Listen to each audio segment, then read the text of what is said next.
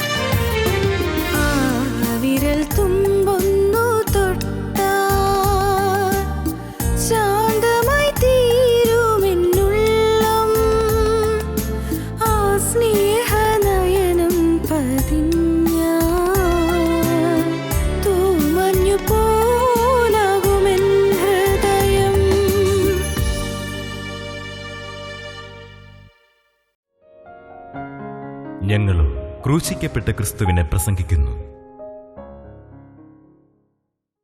വാടിയ മുഖം, അതാണ് നമ്മുടെ ചിന്താവിഷയം. വാടിയ മുഖം. കയ്യിൻ്റെ മുഖം വാടിയെന്നും കണ്ടു, കാരണം അവൻ്റെ ഉള്ളിൽ പാവം കടന്നു. അവൻ്റെ ഉള്ളിൽ, കയ്യിൻ്റെ ഉള്ളിൽ പാവം പ്രവേശിച്ചു. സാത്താൻ അവനെ വീഴിക്കാൻ വാതിക്കൽ കാത്ത് കിടക്കുകയാണ്, പതുങ്ങിക്കിടക്കുകയാണ്. കാണില്ല, ഇങ്ങനൊരു പാമ്പ് അവിടെ കിടക്കുന്നുണ്ടെന്ന് കാണുകയില്ല, അല്ലെങ്കിൽ ഉഗ്രനായൊരു സിംഹം ഇങ്ങനെ കാത്തിരിക്കുന്നത് കാണുകയില്ല. അതുകൊണ്ട് ദൈവം മുന്നറിയിപ്പ് കൊടുത്തു, കയ്യിനെ പാവം വാതിക്കൽ കിടക്കുന്നു, അതിൻ്റെ ആഗ്രഹം നിന്നോടാകുന്നു, നീ അതിനെ ജയിക്കേണ്ടതാകുന്നു. കയ്യിൻ്റെ മുഖം വാടിയിരിക്കുകയായിരുന്നു. കയ്യിൻ്റെ മുഖം വാടി. പാവവും വൈരാഗ്യവും വിദ്വേഷവും അസൂയയും അകത്തുണ്ടെങ്കിൽ മുഖം വാടും. മുഖം വാടിയിരിക്കരുത്. ദൈവമക്കളുടെ മുഖം വാടിയിരിക്കരുത്. ദൈവമക്കൾ പ്രസന്നവതരായിരിക്കണം. എപ്പോഴും ഒരു പ്രസാദാത്മകത്വം നമ്മുടെ മുഖത്ത് തിളങ്ങണം. അതാണ് ദൈവമക്കളുടെ ലക്ഷണം. ദൈവമക്കൾ എപ്പോഴും നല്ല പ്രസന്നതയുള്ളവരായിരിക്കണം. പിന്നീട് നാം കണ്ടത് നെഹമ്യാവിൻ്റെ മുഖം വാടി.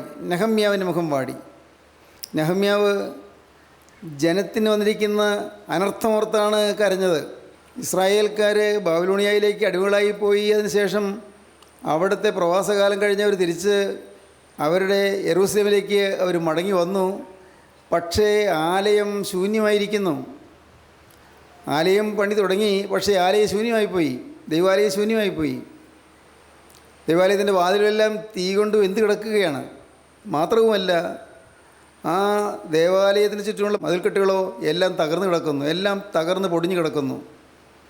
ആർക്കും എപ്പോഴും കയറി വരാം ഈ വിശുദ്ധ ദേവാലയത്തിലേക്ക്.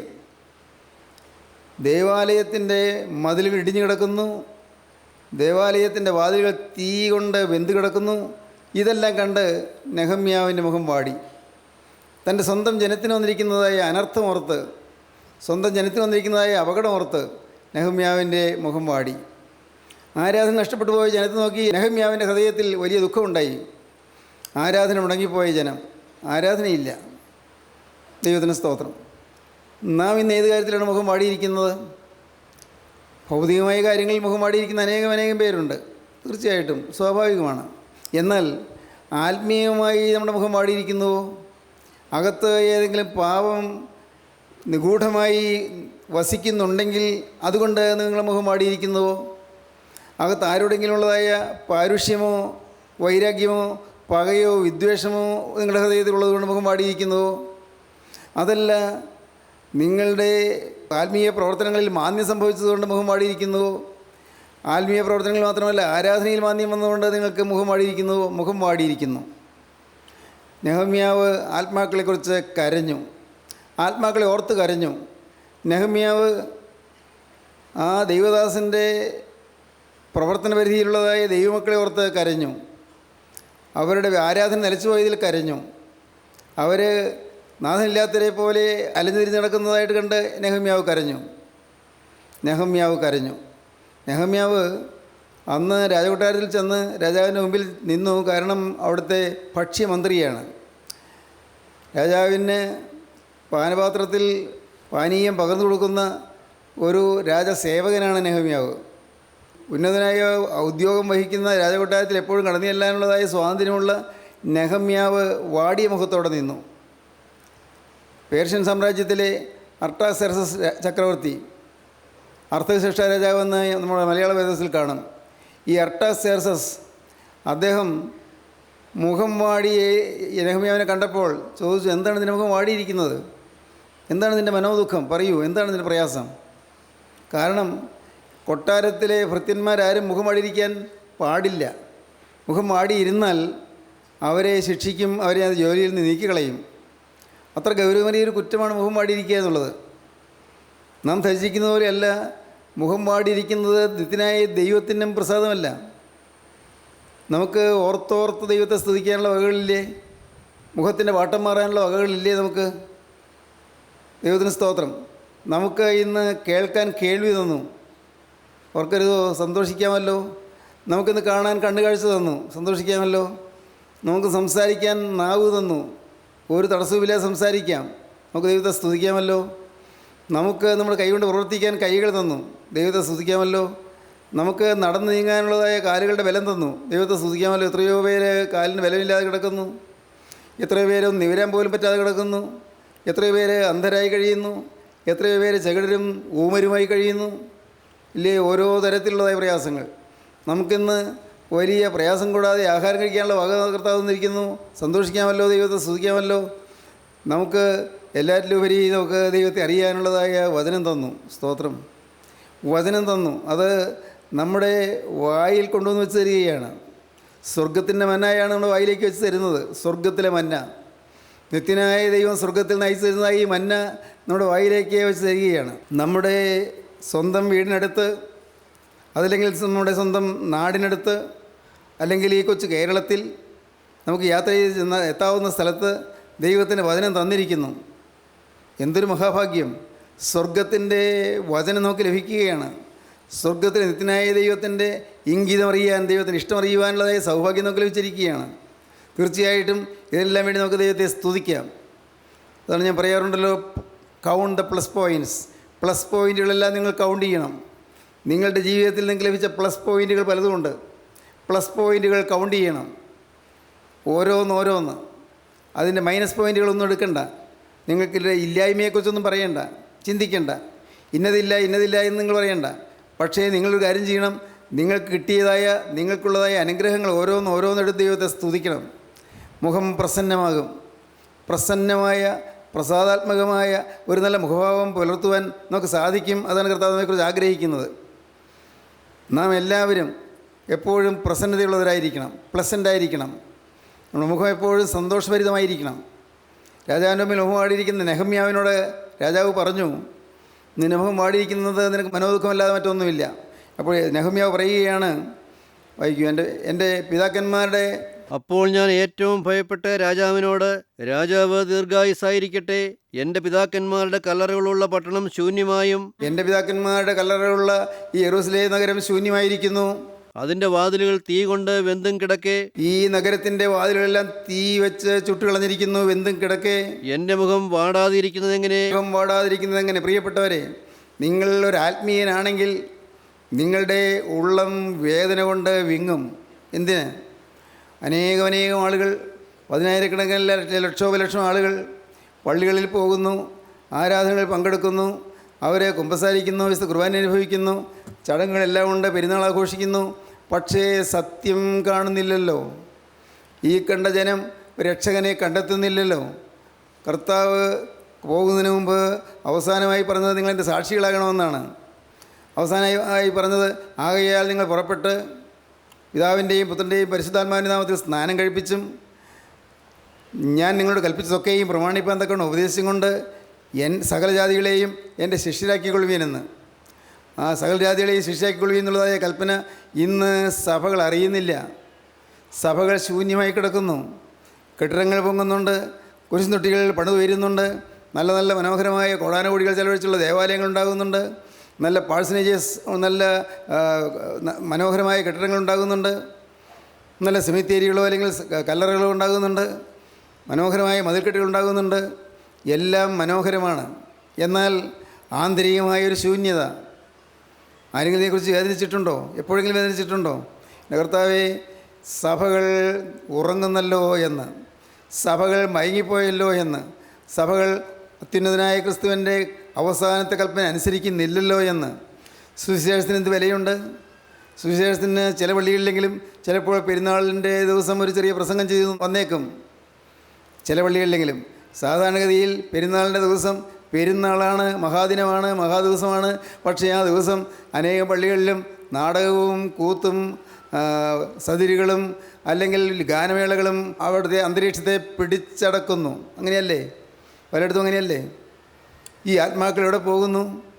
നാശത്തിലേക്ക് പോകുന്ന ആരും അറിയുന്നില്ല. കാരണം അവരവരുടെ തന്നെ അവസ്ഥ അറിയുന്നില്ല. നാശത്തിലേക്ക് ഇങ്ങനെ ഒഴുക്കുത്തായി ഒഴുകി പോകുന്നു. ഈ ജനം സത്യം അറിയുന്നില്ലല്ലോ എന്നുള്ള വേദന വരുന്നുണ്ടോ? നെഹമ്യാവിന് ആ വേദന വന്നു. എൻ്റെ മുഖം വാടാതിരിക്കുന്നത് എങ്ങനെ? എൻ്റെ പിതാക്കന്മാരുടെ കല്ലറകളുള്ള പട്ടണം ശൂന്യമായും അതിൻ്റെ മതിലുകൾ തീ കൊണ്ട് വെന്തും കിടക്കെ എൻ്റെ മുഖം വാടാതിരിക്കുന്നത് എങ്ങനെ? ദൈവത്തിന് സ്തോത്രം. തുടർന്ന് ആ രാജാവ്, അദ്ദേഹം ഒരു നല്ല അഭിമാനിയായ രാജാവായിരുന്നു, നല്ല അനുഗ്രഹസിദ്ധിയുള്ള രാജാവായിരുന്നു. പേർഷ്യൻ ചക്രവർത്തിമാർ പലരും അതുപോലെയായിരുന്നു. പേർഷ്യൻ ചക്രവർത്തിയായ ദാറിയൂസ് എന്ന് പറയും ഡേറിയസ് വളരെ നല്ല സസ്വഭാവിയായ ഒരു ചക്രവർത്തിയായിരുന്നു. ഡേറിയസിന് ശേഷം വന്ന കോരസ് രാജാവ് വളരെ നല്ല സ്വഭാവമുള്ള ചക്രവർത്തിയായിരുന്നു. കോരസ് രാജാവിന് ശേഷം പിന്നീട് വന്ന പിന്നീട് വന്ന അഹശ്വേരോസ് രാജാവ് ചക്രവർത്തി സെർസസ് ചക്രവർത്തി വളരെ നല്ല മനുഷ്യനായിരുന്നു. അഹശ്വേരോസ് രാജാവിന് ശേഷം വന്ന അർത്തസേർഷ രാജാവും നല്ല മനസ്സുള്ള ഒരു ചക്രവർത്തിയായിരുന്നു. ചക്രവർത്തി അനുവാദം കൊടുത്തു, നീ പൊയ്ക്കോ, നിൻ്റെ ഹൃദയം നോവുന്നത് എനിക്ക് മനസ്സിലാകുന്നുണ്ട്, നീ പൊയ്ക്കോ, എത്ര കാലം നിനക്ക് വേണമെങ്കിലും നീ ലീവ് എടുത്തോളൂ, നീ പോയി യെരൂശലേമിൽ ചെന്ന് യെരൂശലേമിൻ്റെ ചുറ്റുമുള്ള മതിലുകൾ നീ പണിയുക, ആ ആലയത്തിന് ചുറ്റുമുള്ളതായി മതിലുകൾ പണിയുകയും ആലയത്തിൻ്റെ വാതിലുകൾ തീ കൊണ്ട് വെന്ത് കിടക്കുന്നത് എല്ലാം നീ നേരെയാക്കുകയും ചെയ്യുക, വേഗം മതിൽ പണിയുക. രാജാവ് അനുവാദം കൊടുത്തു. ദൈവത്തിന് സ്തോത്രം. പ്രിയപ്പെട്ടവരെ, ഇന്ന് അനുവാദം കൂടാതെയാണെങ്കിലും നാം ദൈവത്തിൻ്റെ വേല ചെയ്യുകയാണ്. ആരും നമ്മെ പറഞ്ഞു വിട്ടില്ല, ആരും നമ്മെ അയച്ചില്ല, ആരും നമ്മുടെ ആവശ്യപ്പെട്ടില്ല. പക്ഷേ പകരം പലരും നമ്മെ തടയുകയാണ്. ഇവിടെ ഈ ഇടവകയിൽ വേണ്ട സുവിശേഷം, ഇവിടെ വേണ്ട, അതൊക്കെ ഞങ്ങൾക്കുണ്ട്, ധാരാളമുണ്ട് എന്ന് പറഞ്ഞ് അങ്ങനെ ഭാവിച്ച് ഇന്ന് സുവിശേഷത്തിൻ്റെ വാതിൽ പല പള്ളികളിലും അടയുകയാണ്, പല സഭകളിലും അടയുകയാണ്. കർത്താവ് സുവിശേഷം പറയുവാനും സുവിശേഷം വിതരണം ചെയ്യുവാനും നമ്മെ ആക്കി. ഇന്ന് ഈ ലക്ഷ്യത്തിൽ നിന്ന് പ്രിയപ്പെട്ടവരെ നമ്മിൽ പലരും അകന്നു പോയിരിക്കുകയല്ലേ? ഈ ലക്ഷ്യം വിട്ടുപോയിരിക്കുകയല്ലേ? സുവിശേഷത്തിന് വേണ്ടത്ര പ്രാധാന്യം നാം കൊടുക്കുന്നുണ്ടോ? ഉണ്ട്. നമ്മിൽ പലരും ദൈവവചനം കേൾക്കാൻ വരുന്നുണ്ട്. എന്നെക്കൊണ്ട് എന്താകും, എങ്ങനെ ഈ വേലയിൽ എനിക്ക് സഹകരിക്കാൻ പറ്റും നാം ചിന്തിക്കാറുണ്ടോ? എങ്ങനെ എൻ്റെ കർത്താവിൻ്റെ വേലയിൽ എനിക്ക് പങ്കാളിയാകാൻ പറ്റും നാം ചിന്തിക്കാറുണ്ടോ? നാം സുവിശേഷന്മാർക്ക് വേണ്ടി പ്രാർത്ഥിക്കാറുണ്ടോ? സുവിശേഷ വേലകൾക്ക് വേണ്ടി പ്രാർത്ഥിക്കാറുണ്ടോ? എൻ്റെ കർത്താവേ, ഇന്ന് ഈ ദേശത്ത് നാനാഭാഗത്തു നിന്ന് ആളുകൾ വരുന്നു, അവർക്ക് നിൻ്റെ മന്ന വർഷിച്ചു തരണമേ നിങ്ങൾ പ്രാർത്ഥിക്കാറുണ്ടോ? സ്വർഗത്തിലെ മന്ന ഞങ്ങളുടെ മധ്യത്തിലേക്ക് വർഷിക്കണമേ നിങ്ങൾ എത്ര പേര് പ്രാർത്ഥിച്ചു? ദൈവത്തിന് സ്തോത്രം. വചനം പറയാൻ നിൽക്കുന്നത് ആരായാലും അവരുടെ നാവിൽ കൂടി സ്വർഗത്തിൻ്റെ വചനം നിന്ന് വെളിപ്പെടുത്തി തരണമേ നിങ്ങൾ പ്രാർത്ഥിച്ചിട്ടുണ്ടോ? പലപ്പോഴും ചടങ്ങ് പോലെ നാം വരുന്നു, ചടങ്ങ് പോലെ നാം പിരിഞ്ഞു പോകുന്നു. സജീവമായ ചില അനുഭവങ്ങൾ നമുക്ക് വേണം, വളരെ അർത്ഥവത്തായ അനുഭവങ്ങൾ നമുക്ക് വേണം. നാം ആത്മാക്കൾക്ക് വേണ്ടി ദാഹിക്കുന്നവരായിരിക്കണം. നെഹമ്യാവ് ജനത്തിനു വേണ്ടി ദാഹിച്ചു, ജനത്തിനു വേണ്ടി കരഞ്ഞു. ആദ്യത്തെ അധ്യായം മുഴുവൻ നെഹമ്യാവിൻ്റെ കരച്ചിലിൻ്റെ പ്രാർത്ഥനയാണ്, ദൈവത്തോട് പ്രാർത്ഥിക്കുകയാണ്. നെഹമ്യാവ് രാജാവിൻ്റെ കൽപ്പന അനുസരിച്ച് നെഹമ്യാവ് പുറപ്പെട്ടു. ദൈവത്തിന് സ്തോത്രം. നെഹമ്യാവ് പുറപ്പെട്ടു. യെരൂശലേമിലെ കൂടിയിരുന്ന ആളുകളോട്, അവിടെയുള്ള മഹാപുരോഹിതന്മാരും പുരോഹിതന്മാരും എല്ലാം ഉൾപ്പെട്ടതായ ആ ജനസഞ്ചയത്തോട് നെഹമ്യാവ് പറഞ്ഞു, നാം ഇങ്ങനെ അലസരായിരിക്കാൻ പാടില്ല, നാം ഇനി നിന്നാപാത്രമായിരിക്കാതെ വണ്ണം നാം എഴുന്നേറ്റ് പണിയുക എന്ന് പറഞ്ഞു. ഇനി നാം അലസരായിരിക്കാൻ പാടില്ല, നാം ഇനി നിഷ്ക്രിയരായിരിക്കാൻ പാടില്ല, നാം ഇനി പ്രവർത്തനരഹിതരായിരിക്കാൻ പാടില്ല, നാം എഴുന്നേറ്റ് പണിയുക. വേല വലിയതും വിശാലമായതുമാകുന്നു, വിശാലമായ വേലയുണ്ട്. നാം ഇനി മയങ്ങിയിരിക്കാൻ പാടില്ല, നാം ഉറങ്ങിക്കിടക്കേണ്ട സമയമല്ല ഇത്. പ്രിയപ്പെട്ടവരെ, ഇന്ന് ഇത് വളരെ ഉറക്കെ പറയേണ്ട കാലമല്ലേ? കർത്താവിൻ്റെ വരവ് അടുത്തിരിക്കുന്നു. നിങ്ങളും കേട്ട് കാണും, പത്രങ്ങളിൽ വായിച്ച് കാണും, അനേകം അടയാളങ്ങൾ കാണുന്നു. നക്ഷത്രരാശികളിലും ബഹിരാകാശത്തും പല അടയാളങ്ങളും കാണുന്നു. എന്തെല്ലാമെന്ന് അറിഞ്ഞുകൂടാ, എന്തെല്ലാമൊക്കെ സംഭവിക്കാൻ പോകുന്നു. ഒരുപക്ഷേ ലോകമഹായുദ്ധത്തിൻ്റെ വക്കിലേക്ക് നീങ്ങുകയാണോ നമുക്കറിഞ്ഞുകൂടാ. ഹർമഗദ്ദോൻ യുദ്ധം ആരംഭിക്കാറായോ നമുക്കറിഞ്ഞുകൂടാ. മൂന്നാം ലോകമഹായുദ്ധത്തിൻ്റെ പേരീരവമാണോ നാം കേട്ടുകൊണ്ടിരിക്കുന്നത് നമുക്കറിഞ്ഞുകൂടാ. പ്രിയപ്പെട്ടവരെ, ഓർക്കുക, ഇന്ന് കർത്താവിൻ്റെ അവസാന നാളുകളിലേക്ക് നാം ഓരോരുത്തരും എത്തിക്കൊണ്ടിരിക്കുകയാണ്. കർത്താവിൻ്റെ വരവിൻ്റെ അവസാന നാളുകളിലേക്ക്. ദൈവത്തിന് സ്തോത്രം. വളരെ ഗൗരവമായി നാം ചിന്തിക്കേണ്ടതുണ്ട്. നമ്മൾ പലരും ചിന്തിക്കുന്നില്ല. ഒരുപക്ഷെ നമുക്ക് ചിന്തിക്കാൻ നേരമില്ലെന്നായിരിക്കും നിങ്ങൾ പറയുന്നത്. സത്യം. പ്രിയപ്പെട്ടവരെ, എപ്പോഴും ഉള്ളിലൊരു തീ വേണം, ഒരു തീയ്.